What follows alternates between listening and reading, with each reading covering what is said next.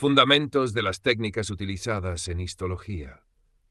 El objetivo de un curso de histología es que el estudiante llegue a comprender la microanatomía de las células, los tejidos y los órganos, y que sea capaz de correlacionar estas estructuras con sus respectivas funciones. La histología, del griego histos, tejido, y logía, estudio, también denominada anatomía microscópica, es la disciplina científica dedicada al estudio de las estructuras microscópicas de los tejidos y órganos del cuerpo. La histología moderna no se limita a una descripción morfológica, sino que integra numerosos aspectos de la biología celular y molecular, los cuales contribuyen a explicar la organización y la función de las células. Las técnicas empleadas por los histólogos son muy variadas, aunque la mayor parte de los contenidos de un curso de histología puede expresarse en términos de la microscopía óptica. En la actualidad, los estudiantes que realizan prácticas en laboratorios de histología utilizan microscopios ópticos o, con mayor frecuencia, sistemas de microscopía virtual, que permiten observar muestras microscópicas en la pantalla de una computadora o de un dispositivo móvil. En etapas anteriores, el análisis más detallado de la microanatomía se realizaba mediante el uso del microscopio electrónico, tanto en su modalidad de transmisión como de barrido. En la actualidad, el microscopio de fuerza atómica también es capaz de proporcionar imágenes de alta resolución, comparables e incluso superiores a las obtenidas con el microscopio electrónico de transmisión. Tanto el microscopio electrónico como el microscopio de fuerza atómica, debido a su mayor poder de resolución y a un aumento más eficaz, suelen constituir el paso final en la obtención de datos derivados de numerosas técnicas auxiliares de la biología celular y molecular. No obstante, el empleo de técnicas de superresolución se ha incrementado de manera significativa en la investigación celular y molecular, principalmente porque permiten obtener imágenes de alta resolución directamente a partir de células vivas mediante microscopía de fluorescencia. Estas técnicas auxiliares incluyen diversos métodos de tinción destinados a mejorar el contraste de las imágenes microscópicas, técnicas de histoquímica y citoquímica, procedimientos de inmunocitoquímica y de hibridación, autorradiografía, cultivo de tejidos y órganos, separación de células y orgánulos mediante centrifugación diferencial, preparación tisular especializada, como la empleada en la microscopía de expansión, técnicas microscópicas especializadas, entre ellas la microscopía de superresolución, y sistemas ópticos especializados, como los microscopios de polarización, los microscopios de barrido confocal y los microscopios de fluorescencia de lámina de luz. Los estudiantes pueden sentirse distantes de estas técnicas y procedimientos experimentales, ya que en los programas actuales de la asignatura no suelen tener una experiencia directa con ellos. No obstante, resulta fundamental conocer estos procedimientos especializados y comprender el tipo de información que proporcionan. Este capítulo presenta un resumen de dichas técnicas y explica de qué manera los datos que aportan pueden ayudar al estudiante a comprender con mayor profundidad la función de las células, los tejidos y los órganos. Uno de los problemas que enfrentan los estudiantes de histología consiste en comprender la naturaleza bidimensional de la imagen obtenida a partir de un preparado histológico o de una microfotografía electrónica, y en establecer su relación con la estructura tridimensional de la cual procede. Para superar esta brecha conceptual, es necesario, en primer lugar, presentar una descripción de las técnicas mediante las cuales se producen los preparados y las muestras empleadas en la microscopía electrónica. Preparación del tejido, tinción con hematoxilina y eosina, con fijación en formalina. El corte habitual teñido con hematoxilina y eosina constituye la muestra que se utiliza con mayor frecuencia. El conjunto de preparados que se entrega a cada estudiante junto con el microscopio óptico generalmente incluye muestras fijadas en formalina, formol, incluidas en parafina y teñidas con hematoxilina y eosina. Casi todas las microfotografías ópticas presentadas en la sección del atlas de esta obra corresponden a preparados pertenecientes a estos grupos de estudio. Asimismo, la mayoría de las microfotografías empleadas para ilustrar tejidos y órganos en la cátedra y en las conferencias de histología proceden de este tipo de preparados. En ocasiones se utilizan otras técnicas de tinción con el fin de poner de manifiesto componentes específicos de las células y los tejidos, Varias de estas técnicas se describen más adelante. El primer paso en la preparación de una muestra de tejido u órgano consiste en la fijación, cuyo propósito es preservar la estructura. La fijación, que por lo general se logra mediante el empleo de una sustancia química o de una combinación de estas, permite conservar de manera permanente la arquitectura del tejido para su posterior procesamiento. Las muestras deben sumergirse en el fijador inmediatamente después de su extracción del organismo. La fijación cumple las siguientes funciones: detener el metabolismo celular, impedir la degradación enzimática de las células y los tejidos por autólisis, es decir, por autodigestión, destruir microorganismos patógenos como bacterias, hongos o virus, y endurecer el tejido como consecuencia de la formación de enlaces cruzados o de la desnaturalización de las moléculas proteicas. El fijador más utilizado es la formalina, una solución acuosa de formaldehído al 37%, conocida como formol, que se emplea en distintas diluciones y en combinación con otras sustancias químicas y sistemas amortiguadores. El formaldehído preserva la estructura general de la célula y de los componentes extracelulares al reaccionar con los grupos amino de las proteínas, con frecuencia mediante la formación de enlaces cruzados entre residuos de lisina. Dado que el formaldehído no modifica de manera significativa la estructura tridimensional de las proteínas, éstas conservan su capacidad de reaccionar con anticuerpos específicos, una propiedad fundamental para los métodos de tinción inmunocitoquímica. La solución comercial estándar de formaldehído amortiguado con fosfatos a un pH cercano a 7 actúa de forma lenta, aunque presenta una buena capacidad de penetración en el tejido. No obstante, debido a que no reacciona con los lípidos, constituye un fijador poco adecuado para las membranas celulares. En el segundo paso, la muestra se prepara para su inclusión en parafina con el fin de facilitar su corte. Para poder examinarla, es necesario infiltrarla con un medio de inclusión que permita realizar cortes muy finos, generalmente en el rango de 5 a 15 micrómetros, donde un micrón equivale a una milésima de milímetro. Tras la fijación, la muestra se lava y se deshidrata mediante una serie de soluciones alcohólicas cuya concentración se incrementa hasta alcanzar el 100%, con el objetivo de eliminar el agua. En el paso siguiente, denominado aclaramiento, se emplean solventes orgánicos como el xileno o el tolueno, que son miscibles tanto con el alcohol como con la parafina, para extraer el alcohol antes de infiltrar la muestra con parafina fundida. Cuando la parafina fundida se ha enfriado y endurecido, se procede a cortarla para formar un bloque de tamaño adecuado. Este bloque se coloca en un microtomo, una máquina cortadora especial que lo secciona mediante una cuchilla de acero. Los cortes obtenidos se montan sobre un portaobjetos de vidrio utilizando un medio de montaje que actúa como adhesivo.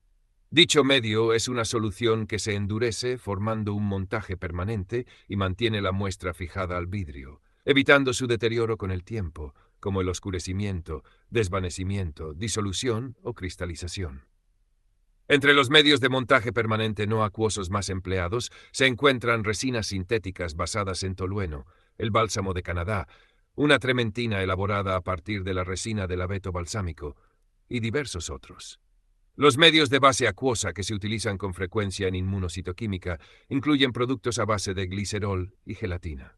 En el tercer paso, la muestra se tiñe para permitir su observación. Dado que los cortes en parafina son incoloros, la muestra aún no está lista para ser examinada bajo el microscopio óptico.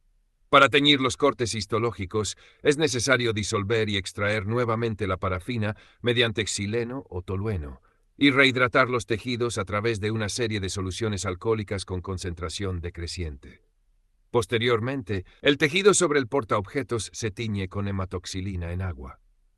Debido a que el colorante de contraste, la eosina, es más soluble en alcohol que en agua, la muestra se deshidrata nuevamente mediante soluciones alcohólicas de concentración creciente y luego se tiñe con eosina disuelta en alcohol. Una vez completada la tinción, la muestra se somete a xileno o tolueno y se le aplica un medio de montaje no acuoso antes de cubrirla con un cubreobjetos, obteniendo así un preparado permanente. Tinción con hematoxilina y eosina. Este conjunto de muestras del páncreas corresponde a secciones en serie que permiten observar el efecto de la hematoxilina y de la eosina utilizadas de manera individual y en combinación. En la primera microfotografía se muestra únicamente la tinción con hematoxilina. Aunque existe una coloración general de la muestra, los componentes y estructuras con alta afinidad por el colorante se tiñen con mayor intensidad, como el ADN nuclear y las áreas de la célula que contienen ARN citoplasmático. En la segunda microfotografía, la eosina, empleada como contratinción, produce también un efecto de tinción general cuando se utiliza sola. Sin embargo, el núcleo resulta menos visible que en la muestra teñida únicamente con hematoxilina. Cuando la muestra, previamente teñida con hematoxilina, se prepara para ser teñida con eosina en una solución alcohólica, la hematoxilina, que no está firmemente unida, se pierde y la eosina tiñe selectivamente los componentes con los que tiene mayor afinidad. La tercera microfotografía muestra el efecto de la tinción combinada con hematoxilina y eosina. Otros fijadores. La formalina no preserva todos los componentes de las células y los tejidos. Aunque los cortes teñidos con hematoxilina y eosina de muestras fijadas en formalina resultan prácticos, ya que muestran adecuadamente las características estructurales generales, no permiten determinar la composición química específica de los elementos celulares. Además, muchos componentes se pierden durante la preparación de la muestra. Para conservar estos componentes y estructuras, es necesario recurrir a otras técnicas de fijación, que en general se basan en un conocimiento detallado de la química implicada. Por ejemplo, los alcoholes y los solventes orgánicos empleados en preparados de rutina disuelven los lípidos neutros. Para conservar estos lípidos, como los presentes en las células adiposas, se utilizan cortes por congelación de tejido previamente fijado en formalina, junto con colorantes solubles en grasa. Para preservar las estructuras de las membranas celulares, se aplican fijadores especiales que contienen metales pesados, como permanganato y osmio, que se unen a los fosfolípidos. El uso rutinario de tetróxido de osmio como fijador en microscopía electrónica constituye la principal razón del excelente estado de conservación de las membranas observado en las microfotografías electrónicas. Otras técnicas de tinción. La hematoxilina y la eosina se utilizan principalmente para observar las características estructurales de los tejidos. A pesar de las ventajas de la tinción con hematoxilina y eosina, este procedimiento no permite visualizar de manera adecuada ciertos componentes estructurales de los cortes histológicos, como la elastina, las fibras reticulares, las membranas basales y los lípidos. Cuando se desea examinar estos elementos, pueden emplearse otros métodos de tinción, en su mayoría selectivos. Entre estos procedimientos se incluyen la orseína y la fucsina resorcina para el material elástico, así como la impregnación argéntica para las fibras reticulares y las membranas basales. Las bases químicas de muchos de estos métodos no se comprenden completamente. Sin embargo, comprender los conceptos fundamentales de un procedimiento de tinción resulta a menudo más importante que conocer con detalle todos los pasos implicados en su ejecución. Histoquímica y citoquímica. Los procedimientos químicos específicos pueden proporcionar información acerca de la función de las células y de los componentes extracelulares de los tejidos. Los métodos histoquímicos y citoquímicos pueden basarse en la unión selectiva de un colorante, en el uso de anticuerpos marcados con un colorante fluorescente dirigido a un componente celular particular, o en la actividad enzimática inherente de un elemento constitutivo de la célula. Además, muchas macromoléculas presentes en las células pueden detectarse mediante autorradiografía, en la cual precursores moleculares marcados radioactivamente se incorporan a las células y tejidos antes de la fijación. Gran parte de estos procedimientos puede aplicarse tanto en preparados destinados a la microscopía óptica como en aquellos para la microscopía electrónica. Correlación clínica. Biopsias por congelación. En determinadas ocasiones se solicita al patólogo que evalúe de forma inmediata el tejido obtenido durante una intervención quirúrgica, especialmente cuando un diagnóstico patológico instantáneo puede condicionar el curso posterior de la operación. Existen diversas indicaciones para llevar a cabo este tipo de evaluación, conocida de manera habitual como corte por congelación o cortes congelados. Con mayor frecuencia, el cirujano solicita un corte por congelación en el quirófano cuando no dispone de un diagnóstico preoperatorio o cuando surgen hallazgos intraoperatorios inesperados. Asimismo, el cirujano puede requerir determinar si una masa patológica ha sido extirpada en su totalidad dentro de los límites del tejido sano y si el margen de la resección quirúrgica se encuentra libre de tejido enfermo. Los cortes por congelación también se utilizan en combinación con otros procedimientos, como la endoscopia o la biopsia con aguja fina, con el fin de confirmar si el material de biopsia obtenido es adecuado para su empleo en estudios patológicos adicionales. En la preparación de los cortes por congelación intervienen 3 pasos principales. Congelación de la muestra de tejido.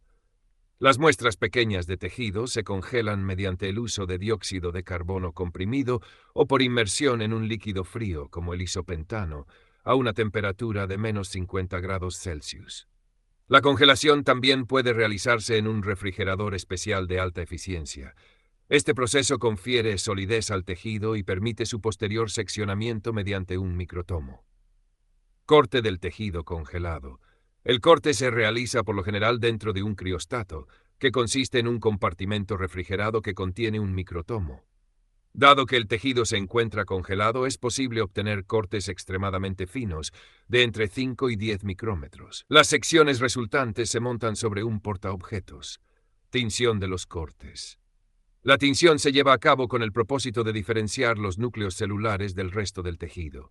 Las tinciones más empleadas en las secciones congeladas son la hematoxilina y eosina, el azul de metileno y el ácido periódico de Schiff. El proceso completo de preparación y evaluación de los cortes congelados puede concluirse en tan solo 10 minutos. El tiempo total necesario para obtener los resultados depende en gran medida del intervalo de transporte del tejido desde el quirófano hasta el laboratorio de patología, de la técnica histológica empleada y de la experiencia del patólogo. Una vez obtenidos, los hallazgos se comunican directamente al cirujano que aguarda en el quirófano. En esta figura se presenta la evaluación de una muestra obtenida durante una intervención quirúrgica mediante la técnica de corte por congelación. A. En la microfotografía se observa una muestra procedente del intestino grueso, preparada mediante la técnica de corte por congelación y teñida con azul de metileno, con un aumento de 160 veces. Una parte de la muestra fue fijada en formalina y procesada como una preparación rutinaria con hematoxilina y eosina. El estudio del corte por congelación indicó que el tejido era normal.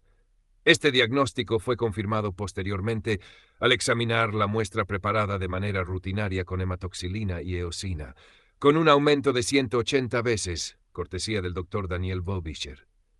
Antes de examinar la química de las tinciones de rutina y de las técnicas histoquímicas y citoquímicas, resulta conveniente describir de manera sucinta la naturaleza de un corte histológico de rutina. Composición química de las muestras histológicas. La composición química de un tejido preparado para una tinción de rutina difiere de la del tejido vivo. Los componentes que permanecen tras la fijación corresponden, en su mayoría, a moléculas de gran tamaño que no se disuelven con facilidad, especialmente después de la acción del fijador. Estas moléculas, en particular aquellas que reaccionan con otras macromoléculas para formar complejos macromoleculares, suelen conservarse en una sección de tejido. A continuación se presentan algunos ejemplos de estos grandes complejos macromoleculares. Proteínas intracelulares del citoesqueleto organizadas en complejos junto con proteínas asociadas. Proteínas extracelulares dispuestas en grandes agregados insolubles, unidas a moléculas similares mediante enlaces cruzados con moléculas vecinas, como sucede en la formación de las fibras de colágeno. Complejos de fosfolípidos y proteínas, o de fosfolípidos e hidratos de carbono, presentes en las membranas. Estas moléculas conforman la estructura de las células y de los tejidos, es decir, representan los elementos celulares del tejido. Constituyen la base de la organización tisular que se observa al microscopio. En numerosos casos, un elemento estructural constituye simultáneamente una unidad funcional. Así, en el caso de las proteínas que conforman los filamentos contráctiles de las células musculares, éstas representan los componentes estructurales visibles y, al mismo tiempo, participan activamente en el proceso de contracción. De manera similar, el ácido ribonucleico del citoplasma se manifiesta como parte de un componente estructural. Por ejemplo, el gastoplasma o retículo endoplásmico rugoso de las células secretoras o el cuerpo de Nissl de las neuronas, y desempeña además un papel activo en la síntesis de proteínas. Durante el proceso de preparación de rutina de los cortes teñidos con hematoxilina y eosina, muchos de los componentes tisulares se pierden. Aunque los ácidos nucleicos, las proteínas y los fosfolípidos se conservan en gran medida en los cortes histológicos, también se produce una pérdida considerable de estas moléculas.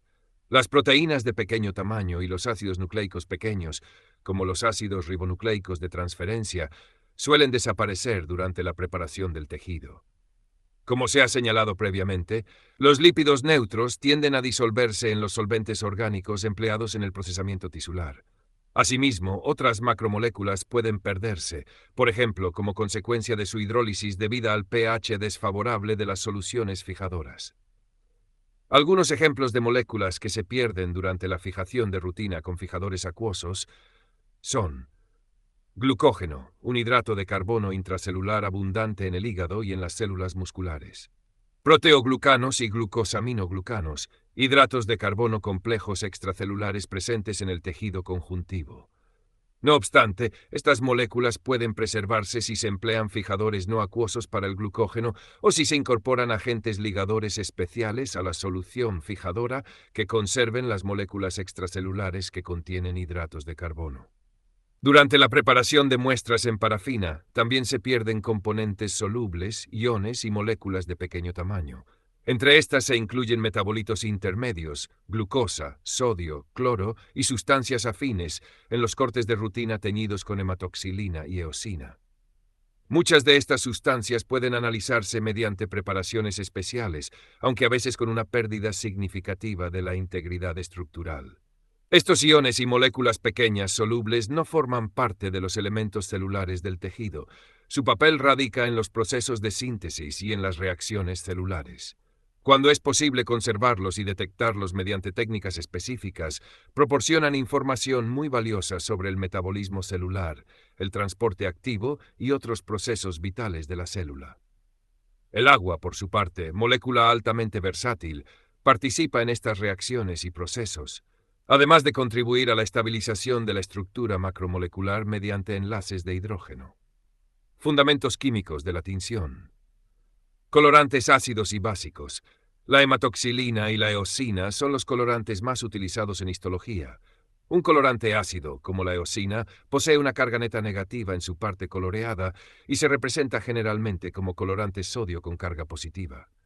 Por su parte, un colorante básico presenta una carga neta positiva en su parte coloreada y se describe típicamente como colorante cloro con carga negativa. Aunque la hematoxilina no es estrictamente un colorante básico, exhibe propiedades muy semejantes a las de estos. Cabe señalar que el color que presenta un colorante no está determinado por su carácter ácido o básico, como lo ilustran diversos ejemplos de colorantes ácidos y básicos en estudios comparativos. Los colorantes básicos reaccionan con los componentes aniónicos de las células y de los tejidos, que poseen una carga neta negativa.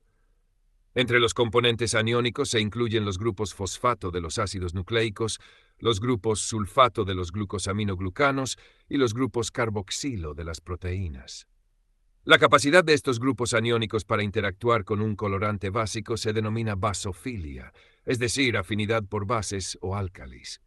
Los componentes tisulares que se tiñen con hematoxilina también presentan basofilia. La reacción de los grupos aniónicos depende del pH. Con un pH alto, cercano a 10, los tres grupos se encuentran ionizados y disponibles para reaccionar con el colorante básico mediante uniones electrostáticas. Con un pH ligeramente ácido a neutro, entre 5 y 7, los grupos fosfato y sulfato permanecen ionizados y pueden interactuar con el colorante básico a través de uniones electrostáticas. Con un pH bajo, inferior a 4, únicamente los grupos sulfato permanecen ionizados y son capaces de reaccionar con los colorantes básicos. Por lo tanto, la tinción con colorantes básicos a un pH determinado puede emplearse para centrar el estudio en grupos aniónicos específicos. Dado que estos grupos predominan en ciertas macromoléculas, La tinción sirve como un marcador indicativo de las mismas. Como se mencionó anteriormente, la hematoxilina no es un colorante básico en sentido estricto, sino que se utiliza en combinación con un mordiente, que actúa como intermediario entre el componente del tejido y el colorante. El mordiente permite que la tinción adquiera un comportamiento similar al de un colorante básico. La unión dentro del complejo tejido mordiente hematoxilina no consiste únicamente en un enlace electrostático. Cuando los cortes se colocan en agua, la hematoxilina no se disocia del tejido. Esto hace que la hematoxilina sea adecuada para procedimientos de tinción en los cuales su aplicación va seguida de soluciones acuosas de colorantes ácidos. A diferencia de la hematoxilina, los colorantes básicos verdaderos rara vez se utilizan en secuencias en las que se aplican después colorantes ácidos. Esto se debe a que los colorantes básicos verdaderos tienden a disociarse del tejido durante los lavados en soluciones acuosas que se realizan entre las dos etapas de tinción. Los colorantes ácidos reaccionan con los grupos catiónicos presentes en las células y los tejidos, en particular con los grupos aminoionizados de las proteínas. La interacción de estos grupos catiónicos con un colorante ácido recibe el nombre de acidofilia, es decir, afinidad por los ácidos. Las reacciones de los componentes celulares y tisulares con los colorantes ácidos no presentan un grado de especificidad ni de precisión tan elevado como el que se observa en las reacciones con los colorantes básicos. Aunque el enlace electrostático constituye el factor principal en la unión primaria de un colorante ácido al tejido, no es el único mecanismo implicado. Por esta razón, los colorantes ácidos se emplean en ocasiones de manera combinada para teñir selectivamente distintos componentes tisulares. Un ejemplo de ello es la técnica de tinción de Mallory, en la que se utilizan tres colorantes ácidos: anilina azul, fucsina ácida y naranja G. Estos colorantes tiñen de forma selectiva el colágeno, el citoplasma en general y los eritrocitos, respectivamente. La fucsina ácida, además, tiñe los núcleos. En otras técnicas que emplean varios colorantes ácidos, la hematoxilina se utiliza inicialmente para teñir los núcleos, tras lo cual se aplican colorantes ácidos con el fin de teñir de manera selectiva el citoplasma y las fibras extracelulares. La tinción selectiva de los distintos componentes del tejido por los colorantes ácidos se atribuye a factores de carácter relativo, tales como el tamaño y el grado de acumulación de las moléculas del colorante, así como la permeabilidad y la denominada densidad del tejido. Los colorantes básicos también pueden emplearse en combinación o de forma secuencial. Por ejemplo, el verde de metilo y la pironina para el estudio de la síntesis y la secreción de proteínas. Sin embargo, este tipo de combinaciones no ha alcanzado un uso tan amplio como el de las combinaciones de colorantes ácidos. Son escasas las sustancias presentes en el interior de las células y en la matriz extracelular que manifiestan basofilia. Entre ellas se incluyen la heterocromatina y los nucleolos del núcleo, principalmente debido a la presencia de grupos fosfato ionizados en los ácidos nucleicos de ambos. También presentan basofilia ciertos componentes citoplasmáticos, como el ergastoplasma, fenómeno que se explica asimismo por los grupos fosfato ionizados del ácido ribonucleico ribosómico. Asimismo, algunos materiales extracelulares, como los hidratos de carbono complejos de la matriz del cartílago, muestran basofilia a causa de sus grupos sulfato ionizados. La tinción con colorantes ácidos es menos específica. Sin embargo, un número mayor de sustancias tanto en el interior de las células como en la matriz extracelular presenta acidofilia. Entre estas se encuentran la mayoría de los filamentos citoplasmáticos, en especial los de las células musculares. También muestran acidofilia la mayor parte de los componentes membranosos intracelulares, así como una gran proporción del citoplasma no especializado. Del mismo modo, la mayoría de las fibras extracelulares presenta afinidad por los colorantes ácidos, principalmente debido a la presencia de grupos aminoionizados. Metacromasia. Determinados colorantes básicos reaccionan con componentes tisulares de tal modo que su color habitual, generalmente azul, se transforma en rojo o púrpura. Este fenómeno de modificación en la absorbancia recibe el nombre de metacromasia.